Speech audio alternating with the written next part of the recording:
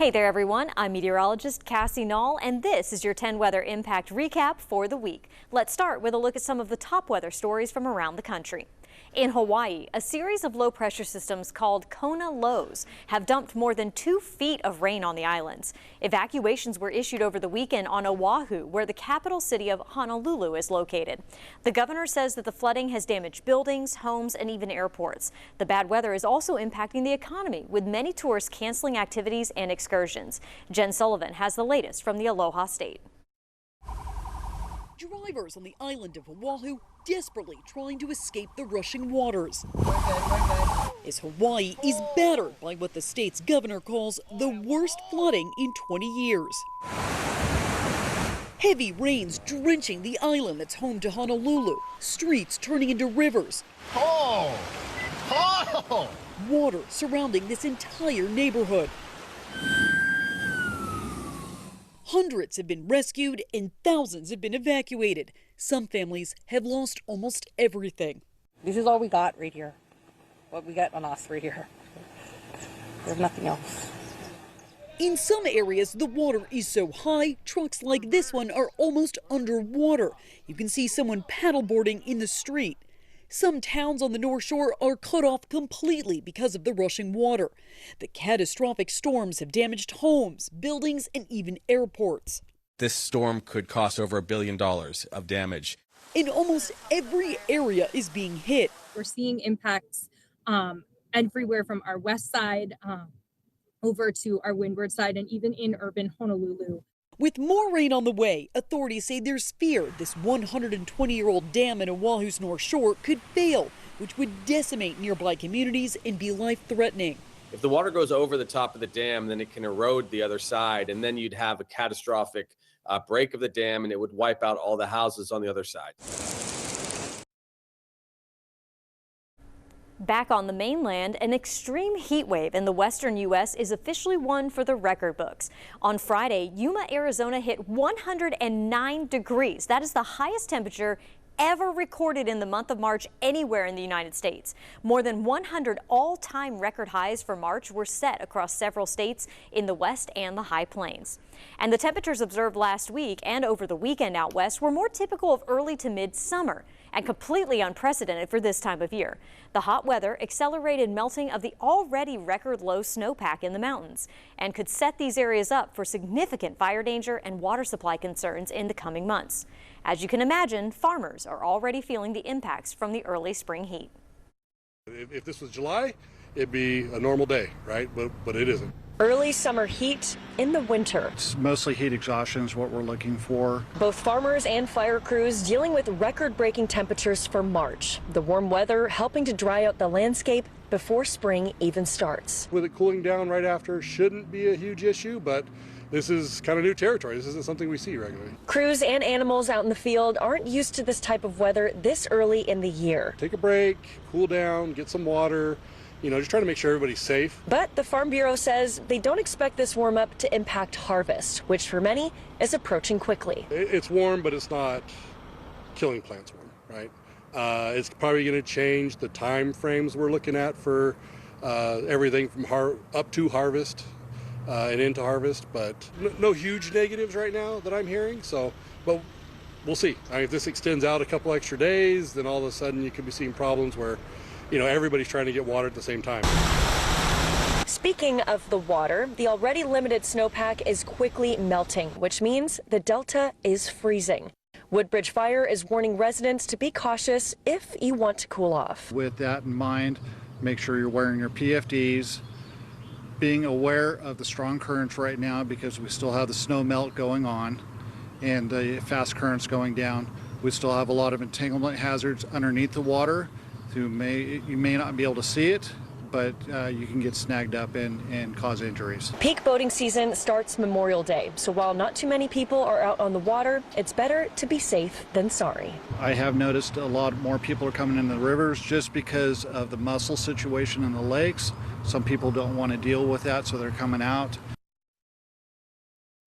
The warmer than normal weather is giving Salt Lake City residents an early treat. These are the grounds of the Utah State Capitol building, where an early bloom of cherry blossoms is in full effect. More than 400 Yoshino cherry trees that circle the complex are in full bloom. The state capitol official says that the bloom is at least a week ahead of schedule, and we'll be keeping our eyes on D.C. because they should also be reaching peak very soon. In Colorado, the warm winter and now even warmer spring is putting a strain on first responders. Red flag warnings are issued when there is a high fire danger, and the number of those alerts issued so far this year has already surpassed what some fire departments typically see in an entire season. And with no significant relief from the dry weather in sight, crews are feeling the pressure to stay prepared in these dangerous conditions. Rhea Jha spoke to firefighters about the toll this is taking. Wildland fire crews in Boulder helmets and gear and things are ready to go. Anxious. It just makes me anxious. Chief Brian Oliver doesn't normally work Saturdays. I'm staffing for the red flag warning, yeah. But because of today's red flag warning, he has to. This high pressure system has been completely unprecedented, as we've never reached 90 degrees in March before in Colorado. So it's way out of the norm. We know what the fire behavior is going to look like if we do get a start. It's going to be hard to control, so it makes us all anxious. That anxiety has been a constant this year. And then we've had 11 red flag warnings to date in 2026. A typical year for us is somewhere between 8 and 10. So we're already over average, and we've not even finished March yet. Every one of those warnings means more people and more hours. I couldn't even tell you how much overtime we've paid out already. We do what we call upstaffing. So we call in overtime and put crews on those wildland pieces of apparatus specifically throughout the duration of those weather warnings for a total of 15 more people on the shift. And with 11 red flag warnings in less than 3 months, that fatigue continues to just build and build and build. Everybody in this building is exhausted. Call it the red flag fatigue. And there really is no significant break in the next 10 days. So until we get measurable precipitation, the red flags and the high fire danger and the elevated response posture is going to continue. Until the weather changes, the warnings and the workload aren't going anywhere. Take it one day at a time. We just keep marching. It's what the community pays us to do and what they expect. And speaking of taking it one day at a time, planting season just started for farmers. And with the warmer weather plus higher oil prices, one southern Colorado farmer says you may see some higher price tags on produce this year. Rachel Ramsey shares the story. It has been a warm winter. This is a romaine variety. Something farmer Dan Zimmerman has been keeping an eye on. Kind of knew something might be coming, but then I didn't expect the temperatures and the weather we've had. He's been making the best of his water supply. I knew I needed to minimize my usage if I wanted to continue farming. Having good soil practices so we can minimize evaporation. But he is prepared to take a hit this year and lose some crops. I'm anticipating it. You always kind of plan for that. This is a problem farmers across southern Colorado are facing, and less supply could mean higher costs at the grocery store. Definitely higher prices. And that's not the only thing that could raise produce costs. Zimmerman says increased oil prices are playing a part as well. That's going to be a lot more fuel costs for us this year.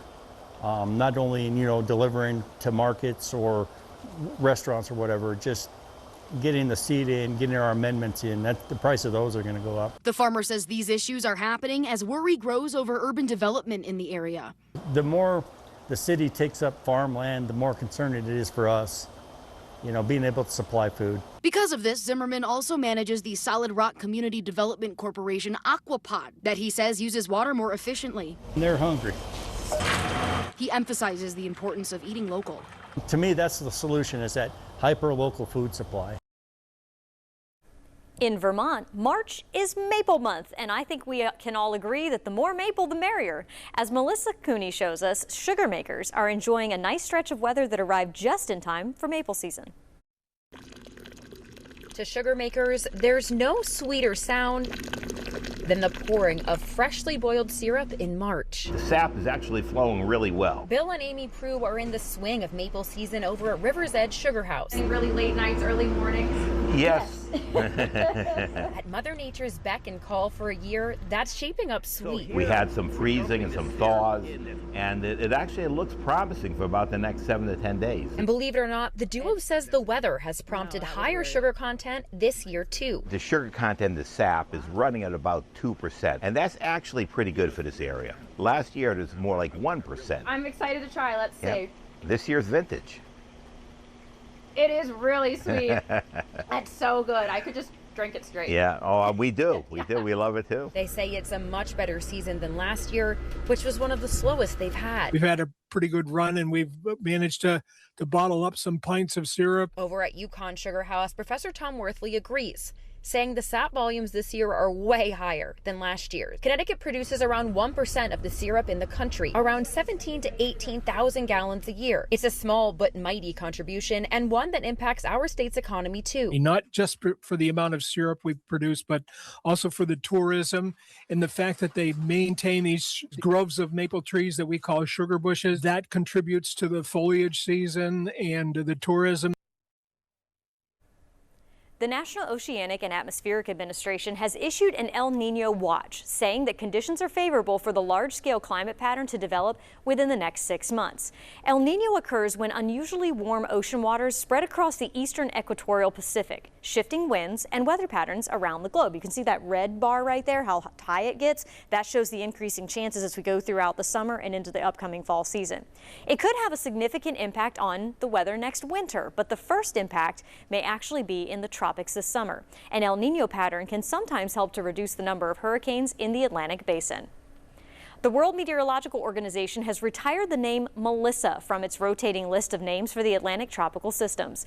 Names are retired when a storm is particularly destructive or deadly, and Melissa certainly fits that criteria.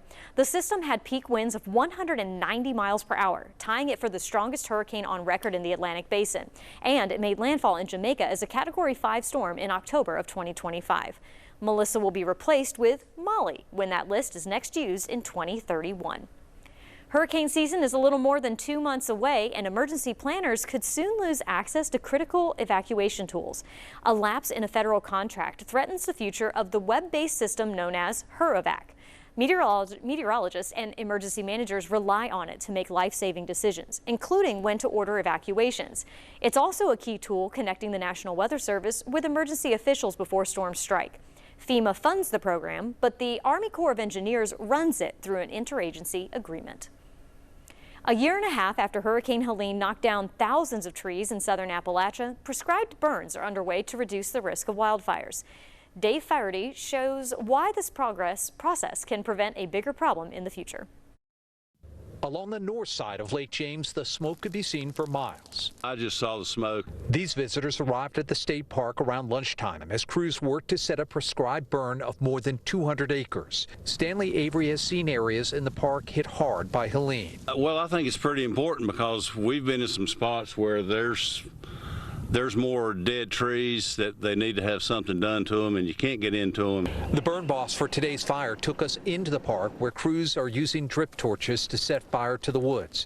He is hoping the prescribed burn will improve wildlife habitat, restore the ecosystem, and reduce wildfire hazards from Helene. And it's been a year and a half now, and a lot of that material is starting to decompose and starting to dry out. So you're seeing it more available to burn. Earlier this year, the North Carolina Park Service burned this area along the lake where hundreds of trees came down during the storm.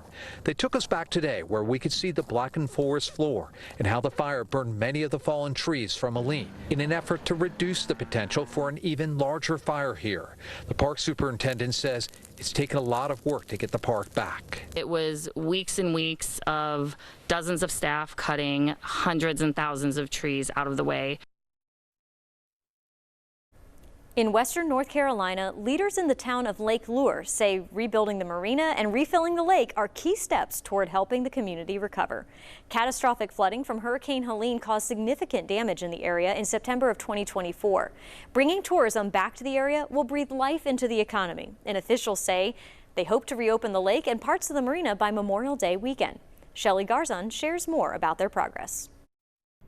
This is a huge boon to the community, of course. Helene washed away buildings, docks, and one of the town's biggest features, the lake itself. Mayor Carol Pritchett tells me the town continues to work towards reopening both the lake and the Washburn Marina. You can see where the boardwalk is, and so that connects the entry there to the marina over on that side so that people are able to walk all along there in order to get to the beach. And that's critical for people to be able to go back and forth to the beach. This will be the permanent boat docks over here. Local leaders tell me most of the town's revenue comes from renting boat slips and permits, something they haven't been able to do since the storm. So our revenue's been down about 50%, which is, so to that point, the increased revenue to the town is really important. Pritchett says the reopening of the lake and the marina go hand in hand. We are coming up now, and I believe we're about at 982.5. And so we just have to be at 990.5. So that's very reasonable to think that we could accomplish that. The town hopes to have the lake reopen for this year's season, something local restaurants say would help boost their foot traffic.